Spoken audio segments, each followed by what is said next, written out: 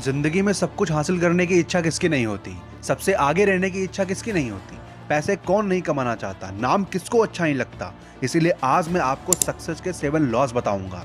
अपने दिमाग में बिठा लेना इन लॉस को। कोई दूसरी वीडियो देखने की जरूरत ही नहीं है, ये वीडियो सब पर भारी है। तो आइए जानते हैं 7 लॉस के बारे में। फर्स्ट लॉ है the law of pure potentiality.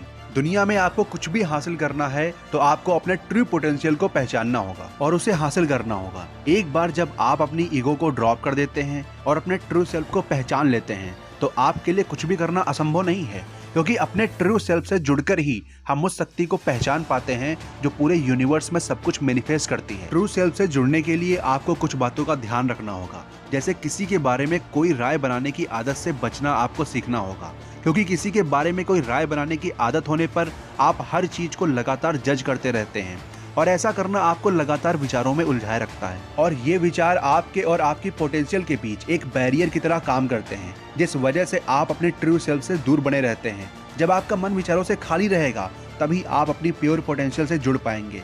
मन को खाली रखने का सबसे अच्छा माध्यम है ध्यान। इस बुक के अकॉर्डिंग मौन, एकांत और ध्यान का अभ्यास करें, या फिर आप मॉर्निंग में अकेले एकदम शांत बैठ सकते हैं और इवनिंग में आप आधे घंटे के लिए प्रकृति को महसूस कर सकते हैं। इसके लिए आप सनसेट होता हुआ देख सकते हैं। घर से बाहर निकलकर समंदर के पास जाना चाहिए, फूलों की खुशबू को सूंघना चाहिए, घास पर नंगे पैर चलकर उसकी फ्रेशनेस को फील करना चाहिए। कुछ भी करो, अपने आप को नेचर से जरूर कनेक्ट करो। आपको अपने दिन की शुरुआत ये सोचकर करनी चाहिए कि आज आप कुछ भी जजमेंट नहीं करेंगे। सेकेंड लॉ है द लॉ ऑफ गिविंग।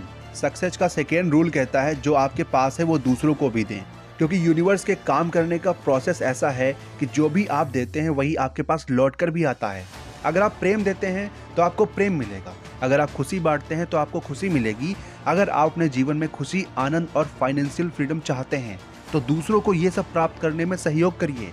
समय के साथ जितना अधिक आप देंगे उतना ही अधिक आपके पास वापस आने लगेगा और आपकी रिसीव करने की कैपेबिलिटी बढ़ जाएगी। लेकिन एक और चीज है जिसे ठीक से समझना जरूरी है, और वो ये है कि देने के पीछे आपकी नीयत कैसी है।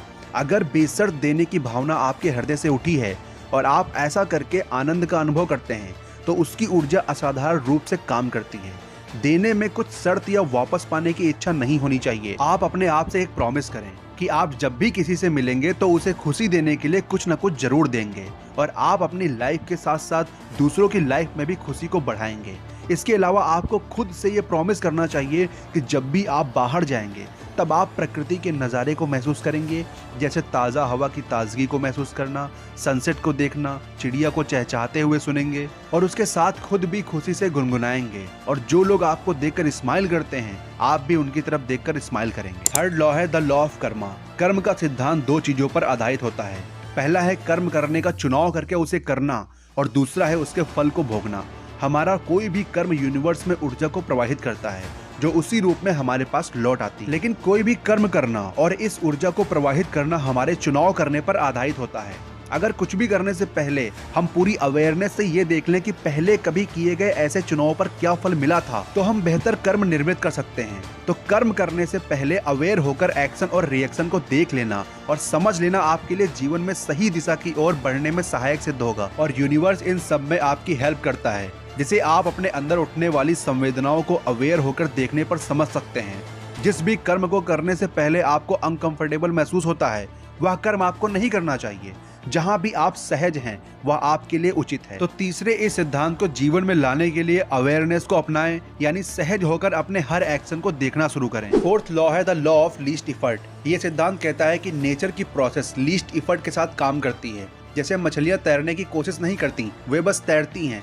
पक्षी उड़ने की कोशिश नहीं करते, वे बस उड़ते हैं। यानी प्रकृति में सब कुछ वैसा ही हो रहा है जैसा होना चाहिए। कम से कम प्रयास में अधिक से अधिक उपलब्धि वाले इस सिद्धांत को अपने जीवन में उतारने के लिए आपको 3 काम करने होंगे।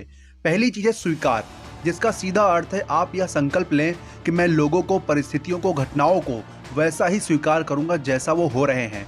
आपके अंदर किसी भी चीज को लेकर प्रतिरोध नहीं होना चाहिए। दूसरी चीज है जिम्मेदारी लेना, जिसका अर्थ है आप अपनी जिंदगी में आई किसी भी परिस्थिति का दोष किसी दूसरे को नहीं देंगे। जो भी परिस्थिति है उसकी पूरी जिम्मेदारी आप लेंगे। तीसरी चीज है बचाव ना करना, जिसका अर्थ है आपका जो भी दृष्टिकोण है वह आपका अपना दृष्टिकोण है। अगर किसी दूसरे को वह गलत लगता है तो आप उससे विवाद ना करें, अपने दृष्टिकोण को सही साबित करने में ऊर्जा को नष्ट ना करें। फिफ्थ लॉ है the law of intent and desire. ये सिद्धांत इस बात पर आधारित है कि प्रकृति में जो कुछ भी है वह ऊर्जा से संचालित है, यानी ऊर्जा प्रकृति में हर जगह विद्यमान है। अगर आप खुद ऐसी लाइफ जिएंगे जिसमें प्रकृति के नियमों को नुकसान नहीं पहुंचा रहे हैं तो आप सचमुच अपने कार्यों को पूरा करने के इंटेंट से नेचर को कमांड दे सकते हैं और नेचर आपके लिए मैनिफेस्ट करेगा। मतलब अगर आप नेचर के साथ काम करते हैं तो नेचर आपके सारे सपने पूरे करने में आपकी हेल्प करेगा। इस नियम को अच्छे से समझने और उपयोग में लाने के लिए आपको पास्ट और फ्यूचर से फ्री होना होगा, क्योंकि प्रकृति का पूरा बल केवल प्रेजेंट मोमेंट में काम करता है। प्रेजेंट में रहने के लिए आप ध्यान करें और अधिक से अधिक प्रेजेंट में विटनेस रहकर जीवन जिएं। सिक्स्थ लॉ है द लॉ ऑफ डिटैचमेंट। ये सिद्धांत बहुत ही पावरफुल है, क्योंकि इसके अनुसार फिजिकल लाइफ में आपको जो भी अचीव करना है उसके प्रति अपनी अटैचमेंट को छोड़ना होगा।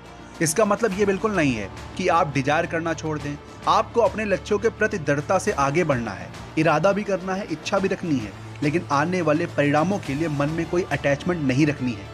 अगर आप डिटैच रहकर भी अपने इंटेंट के लिए काम करते रहे तो आप इस सिद्धांत का मिरेकुलस इफेक्ट देखेंगे। ऐसा करने से आपको वह सब मिल जाएगा जिसकी आप इच्छा करेंगे। आप वो सब पा सकते हैं जो कुछ भी आप चाहते हैं, क्योंकि आपका डिटैच होना आपके ट्रू सेल्फ पर आधारित होता है। सेवेंथ लॉ है द लॉ ऑफ धर्म और पर्पस ऑफ लाइफ। धर्म क्या है? धर्म का मतलब है पर्पस ऑफ लाइफ। ये सिद्धांत कहता है कि प्रत्येक व्यक्ति ने किसी न किसी कार्य को पूरा करने के लिए पृथ्वी पर जन्म लिया है। खुद से पूछिए कि आपको अपने बारे में क्या लगता है। क्या आप ऐसा कर सकते हैं जिसे आपसे बेहतर कोई नहीं कर सकता?